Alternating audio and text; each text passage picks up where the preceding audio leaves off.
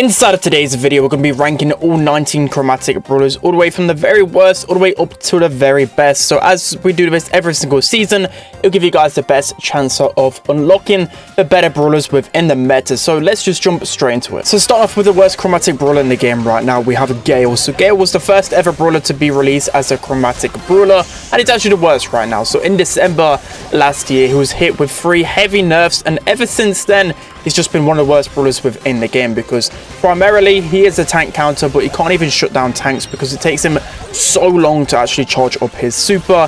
He's pretty bad right now. So next up at number 18, we have Janet. So she's really fell from grace, especially since she's been hit with 5 nerfs in the space of 3 months.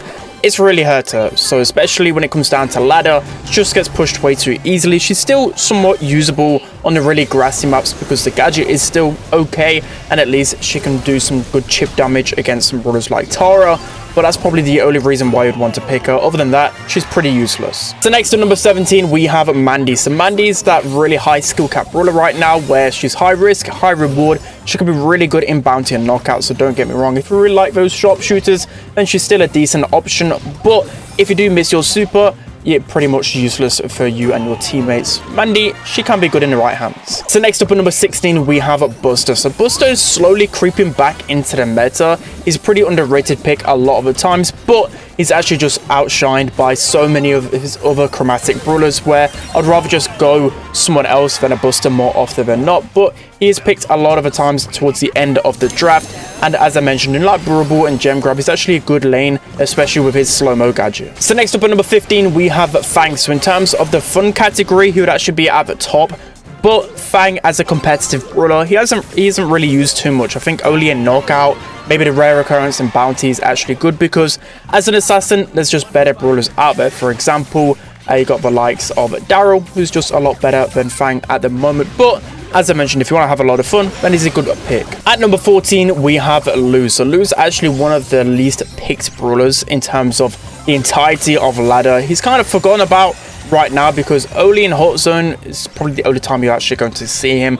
He's okay in other game modes, you know, in Brawl, for example, he can be pushed on, but he does get pinched too easily. It's too hard to hit consistent shots with a loop. So next up at number 13, we have Surge. So I know a lot of you guys are going to disagree with this one, but Surge has really been dropping off in the meta, especially since his power shield gadget got nerfed. It pretty much just removed him from the competitive meta. I've not really seen him whatsoever, even when, for example, his best matchups like a Carl or maybe another tank is in the draft. I don't even see a Surge. So yeah, the gadget nerf did really kill him. He's still a pretty decent option when it comes down to Gem Grab and Brawl, but I just think he's outclassed more often than not. At number 12, we have Maisie. So depending on where you are in terms of your skill in Brawl Stars, it's actually not good to pick up Maisie if you're kind of like a new player or just not really the best, because Maisie's attack is pretty delayed and it's really hard to actually pull off a lot of the times. And most of the value with Maisie is actually going to come from her disengage gadget and also the tremor star power. Combining both of those together to get some quick takedowns, and Maisie can be pretty good, but as I mentioned, you've got to be you've got to be a good player to hit consistent shots with Maisie. So she's a little bit hit and miss, but in the right hands can absolutely pop off. At number 11, we have Lola. So Lola is again another really forgotten brawler when it comes down to the Brawl Stars meta. She's actually one of the least picked brawlers in the game, so not many people maining Lola, but I think she's pretty consistent across the board. I would pretty much consider picking her in every single game mode. She's really good in heist and of course really strong in hot zone as well. I just think her ego gets so much value still. I think she's pretty underrated a lot of the time. So now jumping into number 10, we have Colette. So of course Colette has one game mode in heist, which is an absolute S tier brawler, probably the best brawler in heist.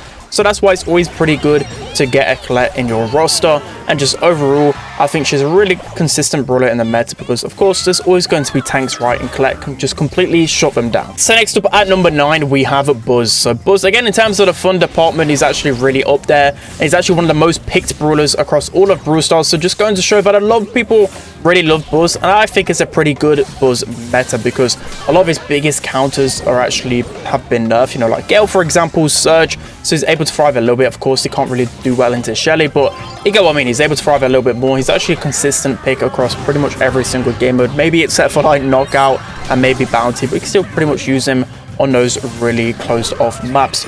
Overall, I think is a really solid option. So next up at number 8, we have Belle. So Belle for me is a brawler which I always rely on when it comes down to Power League, or just if I'm stuck on going in mid, for example, on a really open map, I just go Belle because she's pretty consistent and it does heavily rely on your skill to hit those shots.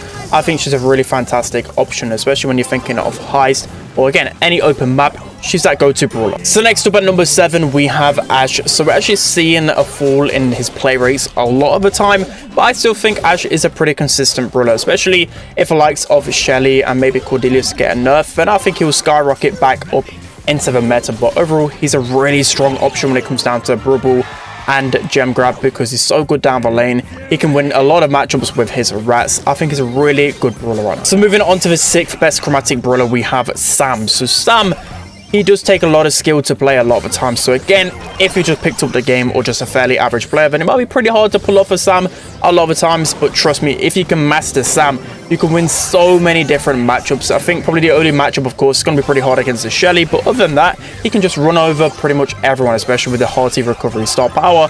I think he's so strong in this meta. Moving into the 5th best chromatic brawler in the game right now, we have Eve. So Eve is a really strong brawler on so many different maps. Of course, any map with any water in, she's pretty much an S tier pick. You're thinking of maps like Canal Grande, you're thinking of Safe Zone. She's just so solid. She's literally the best pick on that map. And then she can still pretty much be used everywhere, right? You don't have to use her on maps with water, but of course, you're going to gain so much advantage if you have an Eve on those maps. Moving on to the 4th best chromatic brawler in the game right now, we have Otis. So Otis in competitive is outshone a little bit by other tank counters, but specifically in ladder, I think he's definitely a top brawler still. He can shut down so many different kind of archetypes and comps. It's just pretty hard to run into an Otis, right? And the fact that you can pretty much use him in every single game mode and pretty much every map because he actually has got decent range. A lot of time people underestimate his range.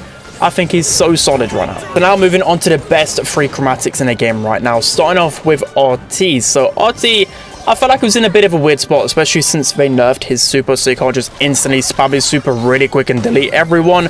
But then he's found his foot in the meta again, especially when you're thinking of knockout and bounty. I pretty much go RT everywhere because again, you've got that super that can still defend yourself against any aggro picks, and also just his mark is really strong, especially combining with pretty much everyone. Getting additional damage once you hit an opponent, it's just really toxic for them to deal with, and it can create so much pressure. So moving on to the 2nd best chromatic in the game right now, we have Ruffs. So Ruffs actually is one of the least picked brawlers in the game right now, but I think he's the 2nd best chromatic brawler. In the right hands, he can absolutely pop off.